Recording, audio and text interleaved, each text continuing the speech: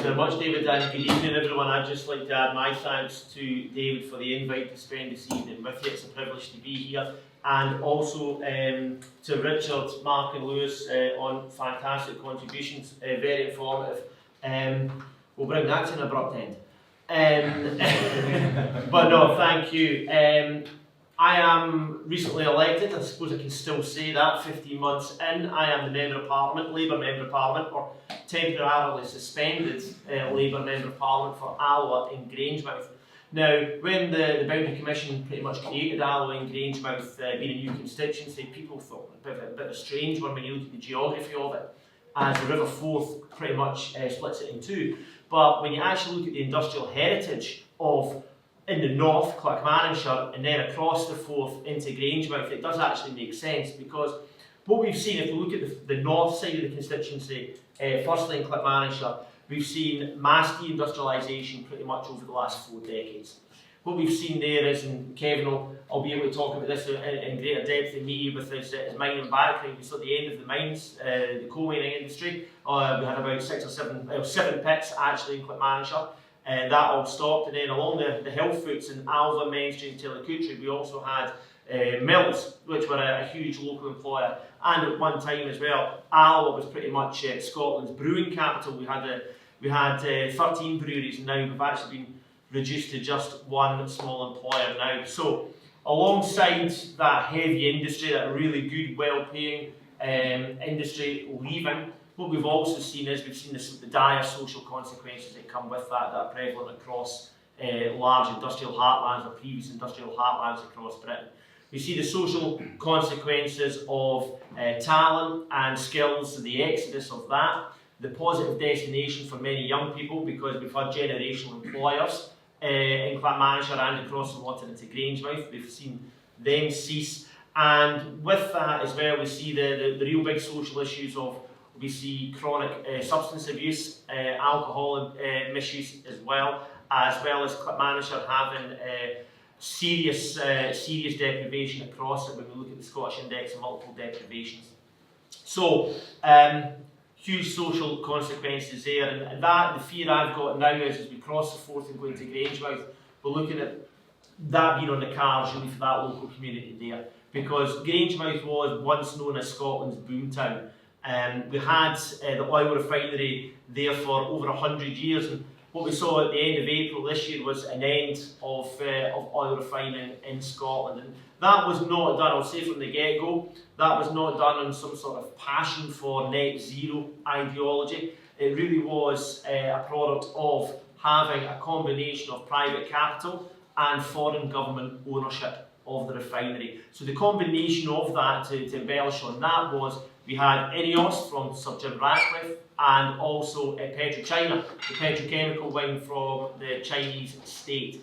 They combined together and created INEOS, and they had operational control of refinery. And what we've seen there is, as well as it was very much a commercial decision. PetroINEOS had a deterioration in working relationship between both wings, and they decided it was more profitable not to refine oil in Scotland anymore, but to use it as an import terminal. Now, the consequences of that are manifest. Really, we've seen on site 435 jobs lost in the wider supply chain. PwC and EY estimate, and Scottish Enterprise said that was going to run into 2,822 jobs in the wider supply chain. And then what we've also seen from that as well is the kind of knock-on residual effects. As Tom from Community will be able to testify, and I'm a community union member as well, as we saw the local economy, the pubs, the restaurants, the cafes, the guest houses, the hairdressers, the small local independent businesses at the heartbeat nearly of any community. They were all going to be massively negatively impacted because they were largely relying on the custom that refinery workers brought in. And it was very much a localised workforce from an AFK or Falkirk postcode. So it really has ripped the industrial heart out of Scotland, but when you localise it to the Grangemouth community, it's had a massive detrimental impact. And then when we also look at that from a national context as well, I had, I would say, poor discussions with various government departments, certainly Department of Energy Security and Net Zero, where pretty passive on the issue, but also so were the Department of Business and Trade, as the Secretary of State at the time did say, as well as it was solely an energy security and net zero issue, which was the wrong call, in my opinion. You can't afford government to have that sort of silo working, especially when we look at it from a national economic context. The Grangemouth refinery was worth £403.8 million to the Scottish economy per annum. That is huge from a monetary perspective, but also when we look at Scotland's manufacturing capacity, it was a huge contributor for Scotland. And when we look at that, I think when we then dig down to it as well, as we've seen some sort of government in action, which I will touch on as well, as I would say that that is pretty much two-pronged. That is Scottish Government in Holyrood, but also the previous and the current Westminster government as well. Because, incredibly, when people talk about it from a net zero perspective, the truth is that neither the Scottish or the UK government have actually done an environmental impact assessment on what is going to happen with stopping refining. Now, the obvious thing to say is, well, it's going to be an environmental benefit. But when we actually look at how Scotland is now going to have to acquire its oil, instead of refining in our own country, what we've now got to do is we're relying on ARA, which is basically, as someone described it to me, and I thought it was quite a nice way of describing it to someone that was not from an industrial background, but they said ARA is Amsterdam, Rotterdam and Antwerp, and ARA is basically units cash and carry. So basically how Scotland now gets its oil is at Grangemouth every week. We'll basically phone up ARA and say we need however many barrels. They then get loaded on a tanker or multiple tankers, and then they set sail from the Low Countries, come up through the North Sea and dock into the port of Grangemouth. Now what we saw is, I think it was probably, I'm going to say it was maybe March time, we obviously saw the volatility and the danger in that transportation system. I think it was off the coast of Humberside in was it Yorkshire? Grimsby, yeah, where we saw a tanker and a potential spill there. So the environmental consequences could be dire in future. And also what then happens there as well is, as we see war raging on and the kind of global volatility, not just in Europe with the Ukraine war, we can then see the reliance on not being self-reliant is really, I would say, national security importance as well. And so then, for me, certainly it comes down to, and Lewis talked there about nationalisation not necessarily always being the answer, but certainly something that I press the government on is what sort of at least partial ownership will the government assume in whatever comes next at the site. Now, what comes next is a solution from the Keir Starmer at Scottish Labour Conference was to basically say there'll be £200 million given from the National Wealth Fund to try and entice private capital into the site. Now, what's happened there is, as we 7 and a bit months on, unfortunately, no job has been saved, no job has been created, and not a penny of that £200 million has actually been spent to determine what comes next at Grangemouth. And time is of the essence, because we can talk about things like industrial strategy. I think Mark said industrial strategy is kind of buzzwords. I'll throw in another buzzword there is just transition, because what we've seen at Grangemouth is the definition of an unjust transition. What happened next to the Grangemouth refinery was a test for both governments to see if they could actually take a workforce and a community along, and we failed. Combination of the Scottish Government, the SNP, found out about the slated closure nearly 3 years ago and didn't engage with United Union or GMB, the two unions on site. They didn't engage with the workforce, and actually scandalously they didn't engage with Petro Ineos to any sort of level at all to try and stop the slated closure. The Conservative government at the time, to be honest, had absolutely washed their hands and just stuck their head in the sand and didn't want to engage in the issue. Now, that means that fast forward to an incoming Labour government in July 2024. It was not, as I described in the chamber many times, it wasn't a problem with our creation, it was one that we inherited. And quite frankly, the Labour government had been found wanting. As our Scottish Labour leader did say at the time during the general election campaign in a televised debate, that we would step in, we would save jobs at the refinery and build Grangemouth for the future. And the bottom line is that hasn't happened.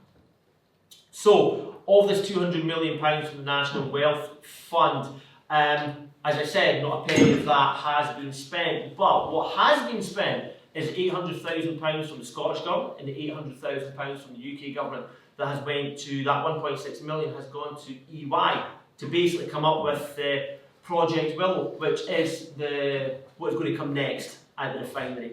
Now, where we are with Project Willow, the details are still rather sketchy, 7 months on, but there has been many notes of interest from companies.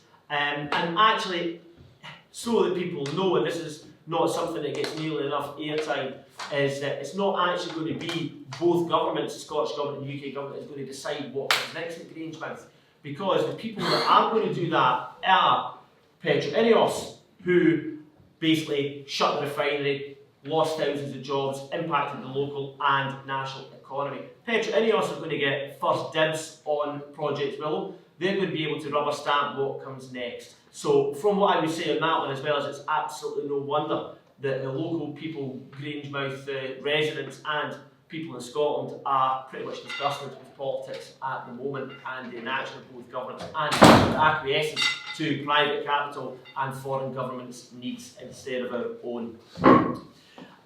So, something that I have been pushing for in energy security questions and also in a Prime Minister's question is for the government to take at least some sort of partial ownership in whatever comes next to really try and safeguard future workers, that future workforce, but also the local community as well, because something most definitely has to change in our industrial strategy.